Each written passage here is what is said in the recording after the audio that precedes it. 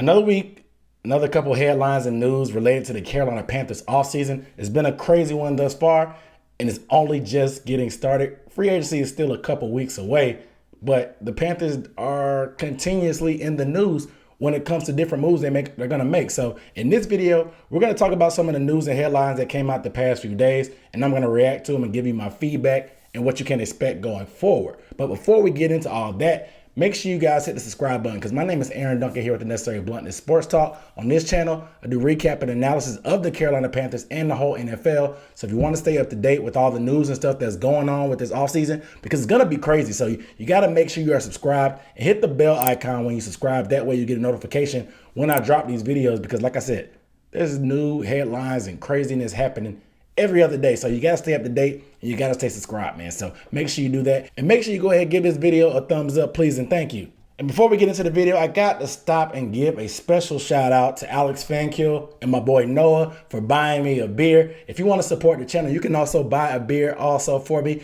down below in the description. I really appreciate that and show a little love to your boy.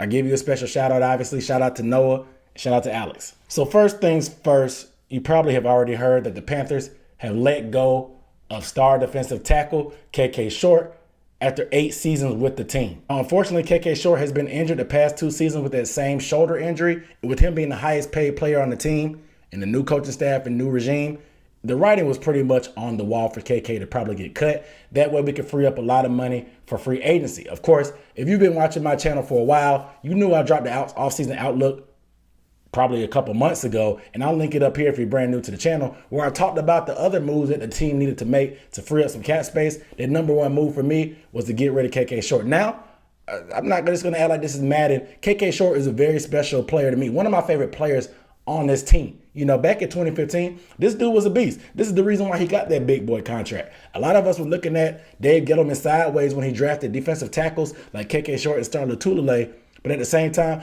they ended up being very productive for this team. And I can't thank KK enough for the years and the sacks and the production that he put in for this team. Unfortunately, it's a production-based team, and whatever you've done for me lately. KK understood that when his postseason interview, he understood that probably the writing was on the wall, and he would no longer be here with the team going forward. So shout out to him. But that leaves a void in the middle. The team inside now belongs to Derrick Brown Jr. You saw this move. Granted, they played 2 different positions on the defensive tackle, but Derrick Brown is going to be the future of the interior of this D-line. Now, KK Short, will we be able to find a replacement? We have some guys on the roster, but a lot of people are looking at possibly getting Leonard Williams.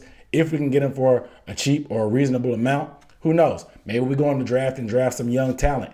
I don't know. There's a couple guys in the draft that could be there. Who knows what we do? However, a void is going to be there with KK Short. Unfortunately, we have had the experience of not having him for the past 2 years. So we kind of know what we need to do to probably either get a rotation or get some more guys and some fresh blood in here to get things going. However, like I said, him being the highest paid player on the team and him counting against $20 million in the cap.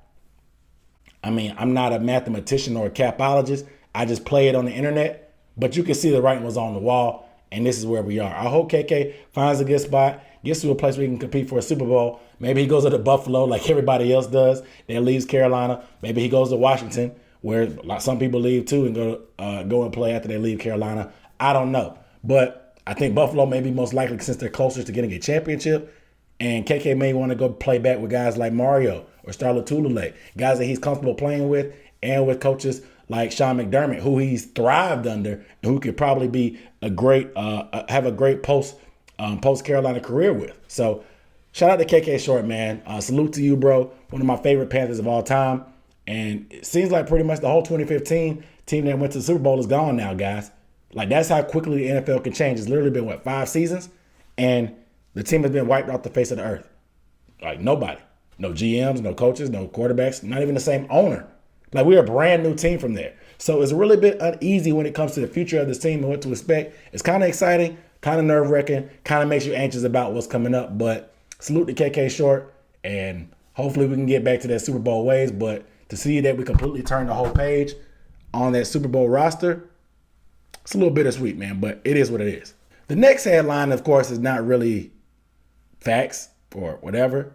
It's more so fake news. So, of course, the rumors are flying around that the Deshaun Watson train is almost flying off the rails because you have rumors and trade proposals left and right. Here the Texans are still swearing up and down on their mama that they're not going to trade Deshaun Watson. But meanwhile, they honor J.J. Watt, letting him go in free agency when he requested it. So there's been a lot of controversies like why are they playing hardball with Deshaun, but they're going to let J.J. Watt, one of the most historic guys in their franchise history, go all willy-nilly when he claims that he wants to be released. So it's a weird situation right now. But as it relates to the Panthers, we know we've been throwing around, tossing, kicking around different scenarios. I'll link my Deshaun Watson video up somewhere in the card so you can watch that if you have not seen it. But it's just a weird place because there's rumors left and right. And of course, today on NFL Live, ESPN beat writer David Newton, there was a segment about bold predictions. And what his bold prediction was is that the Carolina Panthers could possibly trade Christian McCaffrey and 3 first-round picks to the Houston Texans for Deshaun Watson. Now, at first glance, it seems like a lot, and it really is. But the thing that really made this rumor go off the rails is a writer kind of cherry-picked that and took it from David Newton and made it bond. So the headline was very misleading. It took off like wildfire that, the Panthers have offered 3 first-round picks, Christian McCaffrey for Deshaun Watson. Everybody started going crazy. Some people said that it was a Dan Orlovsky, who was a mediocre, if not bad, quarterback, even stated that he would do it in a heartbeat, that the Panthers should do that in a heartbeat. Now, me putting 3 first-round picks and probably your best player on your team, regardless of what you think about what the downfalls of running backs or whatever and why you shouldn't pay running backs, it's not a smart move. 3 first-round picks and your best player, who is the most productive running back in the league when he's healthy, it's just a lopsided trade. Like, first of all, I don't like trading 3 first-round picks. Second, for one player, they have to come off some late picks if they're going to do that. Maybe turn one of those first-round picks that the Panthers are in that proposed deal, turn it into a second-round pick. Because a second-round pick in this year's draft is almost as good as a first-round pick because we're picking 40 overall in the second round. So maybe water that down a little bit because 3 first-round picks, you're pretty much hamstringing your franchise for 3 straight years and for Deshaun Watson. So you need to be able to build some kind of team around him. And I know we're going to have a ton of cap space next year as it's projected, but you still want to be able to build through the draft with some pieces because you may be 1 or 2 young pieces away from being a pretty tough contender for this division. But the problem mainly here was that rumors get started, stuff gets crazy, and I tweeted myself, 2021 has come full circle when the media goes at the media and calls them fake news for taking stuff out of context and running with it. Now, that's funny. Like, we've reached the pinnacle of the offseason when the media is complaining about the media taking stuff out of context because that's what they do in general, but they usually do it to players. So it's just ironic that it's happening to each other right now. And this just tells me that this offseason needs to hurry up and get started because these guys are bored. They're all about clickbait. They're all about doing anything for clicks and clout. So they need some real action.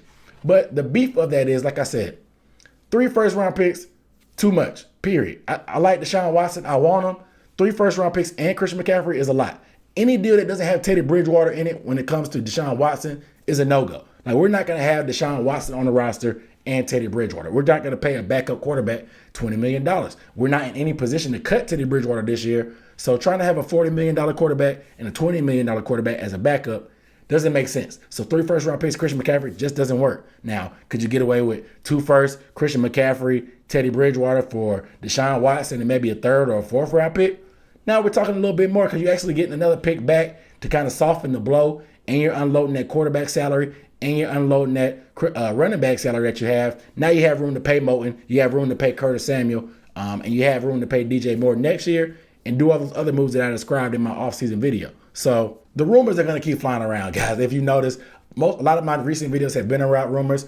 I'm going to start making some more draft videos, but this is where we are in the offseason. And until free agency starts within the next month, you're going to keep hearing facts and fiction and fake news like this all the time. But you guys let me know down below in the comments, how do you feel about KK Short being cut? How do you feel about the rumor of Christian McCaffrey being traded with 3 first-round picks just for Deshaun Watson? Do you think that's too much?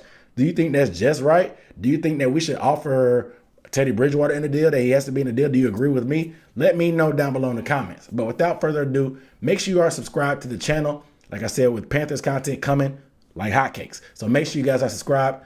Without further ado, I'm signing off. I'll see you next time. Peace.